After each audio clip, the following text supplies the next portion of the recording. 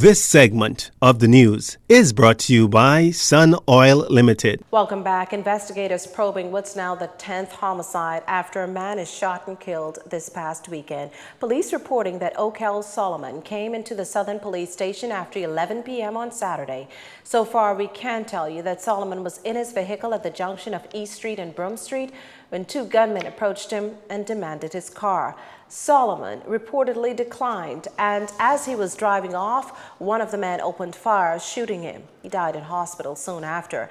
This latest killing is the first for the month of February, which saw some 18 murders last year, the bloodiest in 2017. A breakdown of 2017 murder demographics further showed that there were 22 such incidents on a Sunday, 19 on a Monday, 14 on a Tuesday, 12 on a Wednesday, 10 on a Thursday, 20 on a Friday, and 25 on a Saturday. The majority of them on the streets or at a home.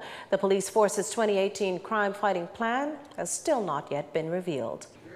The first night on remand for another 3 killers who were locked up and police escorted before a magistrate this afternoon. JCN's Annika Archer has the details. Less than 2 weeks after allegedly committing the crime, the 2 men accused of killing 34-year-old Shamika Mackey was today formally charged with that crime.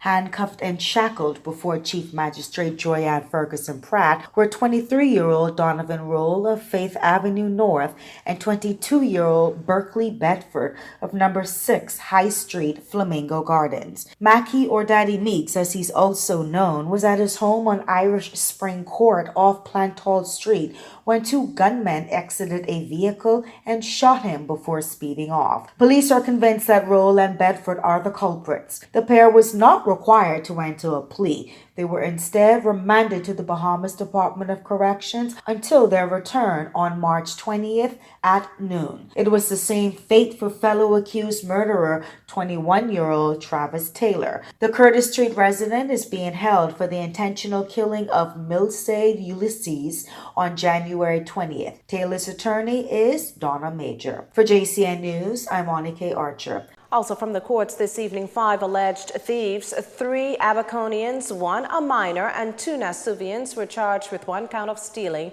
and receiving. This after taking off with a 40-foot blue and white Intrepid boat equipped with a 300-horse-powered Yamaha engine valued at $300,000 from the Spanish Key Marina. The boat said to be the property of Larry Davis. The court dockets note that the incident happened sometime between 9:30 p.m. on Monday, January 29th and 11:45 p.m. on Wednesday, January 31st in Spanish Key, Abaco. None of the men, that's Drew Albury, Jamal Cornish, Troy Knowles, and Radiel Pollider, had an attorney. In the absence of family members, a representative from the Department of Social Services stood with the 17-year-old boy. A partnership between a local energy company and a U.S.-based firm has major implications for the local energy sector. Global Energy Solutions has teamed up with international solar company Cybac. The agreement, according to Global Energy CEO Darius Johnson, would provide decades of industry experience, a direct from factory purchasing power, and the ability to draw down on over $100 million to fund public-private partnership initiatives to utility scale.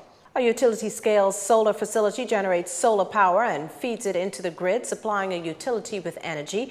The proposal is to partner with the government to develop a new solar field which provides power to Bahamas Power and Light at a wholesale rate with savings to be passed on to you, the consumer.